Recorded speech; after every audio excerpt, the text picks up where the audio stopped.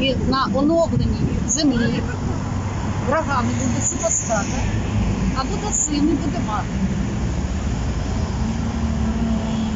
Будуть люди. Это стихотворение Тараса Шевченко 9 марта 2021 года в Симферополе продекламировала крымчанка Елена Попова. Женщина говорит, разговаривать на украинском начала с 2014 года.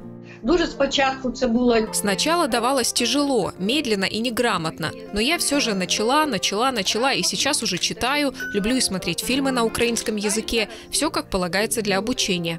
Украинский язык женщина использует в быту и в общении с друзьями, но не в официальных учреждениях или документообороте. Я не настолько принципова. Я не настолько принципиальна, я не хочу быть постоянно в состоянии легкой вражды с окружающими.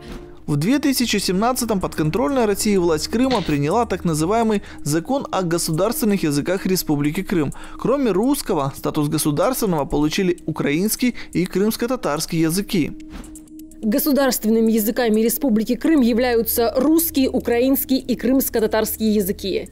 Основные принципы языковой политики в Республике Крым – равенство в языковых отношениях, создание равных условий для развития и использования всех языков народов Российской Федерации, проживающих на территории Республики Крым. Но этот закон лишь декларативный для международных правозащитных организаций, считает крымский адвокат и общественный деятель Эмине Авамилева. Говорит, сама имела опыт с ограничением государственных языков в Крыму. Я обратилась с ходатайством к суде, чтобы судопроизводство, согласно и Конституции, и Кодекса об админправонарушениях, велось на одном из государственных языков. На что у судьи, конечно, были глаза квадратные. Он говорит, я могу вам, если вы ходатайствуете, чтобы он на родном языке использовал переводчика, да, но чтобы само судопроизводство велось на одном из государственных языков, вот это нереально. Согласно переписи населения 2001 года, в Крыму было почти 2,5 миллиона жителей. В 2014-м Россия провела свою перепись, и украинцев стало на 200 тысяч меньше. При этом на украинском языке в Крыму обучалось около 7% учеников, а на крымско-татарском – 3%. Сегодня, если брать в процентном соотношении, если крымско-татарский еще более-менее держится на одной цифре, то сегодня ситуация с украинским языком 214 детей всего-навсего, это 0,1% изучают и получают образование на украинском языке. Вот подумайте. То есть я хочу сказать, что это катастрофически мало. Количество детей, обучающихся на родном языке, совершенно не соответствует процентному соотношению этнических групп населения. И такая ситуация сложилась из-за навязывания русского языка и притеснения языков других национальностей, считает украинский языковой омбудсмен. Образование на оккупированных территориях также должно быть доступным, особенно в контексте так называемого лингвоцида. Садики все русскоязычные. Внешкольное образование все русскоязычное. Университеты все русскоязычные. Я уже не говорю об учреждениях профтехобразования или каких-то курсах. Но и рабочие места, они гарантированно идут с требованием об уровне владения русским языком. Прямого запрета на использование украинского или крымско-татарского языка в Крыму нет, но абсолютное большинство нацменьшин не имеет возможности учиться на родном языке. У нас на сегодняшний день нет Валуевского циркуляра и Эмского указа, которые во времена Российской империи уничтожали все, что было на украинском языке. Но у нас идет гибридная война. Чиновники и директора школ имеют установки, мол, зачем вам украинский язык, зачем вам эти проблемы. Потом разговоры с ФСБ, зачем вам этот государственный украинский язык, тем более, что сейчас он уже вам не нужен. Другой отказ – это когда родителям говорят о том, что нет преподавателей, либо ставят уроки, соответственно, 7-м, 8-м, 9-м.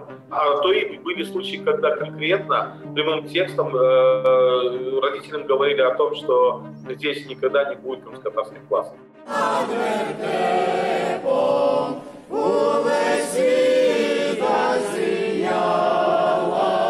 Это богослужение проходило на Рождество в этом году в Симферополе, и Православная Церковь Украины в Крыму теперь чуть ли не единственное место, где регулярно звучит украинский язык. Единственное место, где можно сегодня услышать украинский язык, это Украинская Православная Церковь, поскольку у нас и богослужения происходят на украинском языке, и общение между людьми тоже на украинском. Сохранять украинский язык в Крыму невозможно, он уничтожен. Сегодня уже можно говорить о том, что в Крыму со состоялся лингвоцид по уничтожению украинского языка. И очень жаль, что об этом не говорят власти Украины. До аннексии Крыма было 49 религиозных общин Украинской Православной Церкви Киевского Патриархата. Сейчас осталось 4, и те под угрозой исчезновения. Российские власти в Крыму отнимают у верующих храмы. Митрополит Климент уже публично обращался к Генассамблее ООН и добился от Кабмина разработки проекта постановления о защите интересов верующих в Крыму. Этот документ уже полгода как находится в Верховной Раде, но на голосование его почему-то не ставят. Мы в Крыму проиграли все суды, и сегодня вопрос заключается в том, что нас могут выселить из помещения, которое мы занимаем с 1995 года, Кафедральный собор святых Владимира и Ольги. В том, что здесь происходит в Крыму, виновна и власть Украины, не только Российская Федерация. А Российская Федерация делает то, что она считает нужным для защиты своих национальных интересов.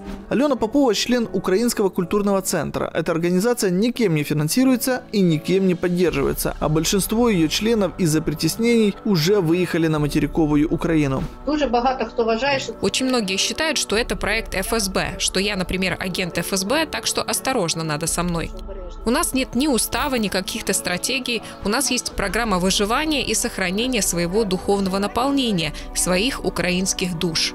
А это организация «Украинская община Крыма». Ее поддерживает российская власть в Крыму. Она издает на украинском книги об Аксенове и о Крыме в составе России. Никаких притеснений здесь не замечают.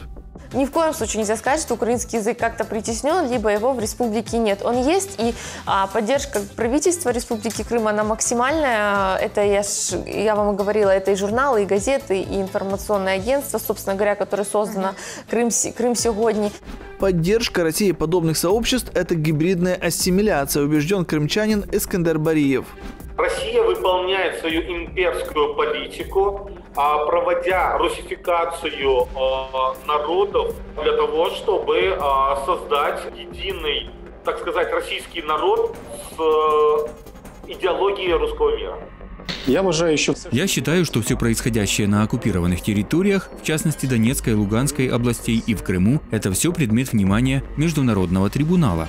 Вопрос притеснения украинского и крымско-татарского языков ежегодно озвучивается на Генассамблее ООН. В прошлом году об этом говорили и на парламентской ассамблее Совета Европы, а уже в 2021 уполномоченный по защите государственного языка направил соответствующее обращение и в ОБСЕ. Также в планах на этот год запустить бесплатные онлайн-курсы по изучению украинского языка для жителей оккупированных территорий. Игорь Токарь, Никита Исайко, Крым Реалии.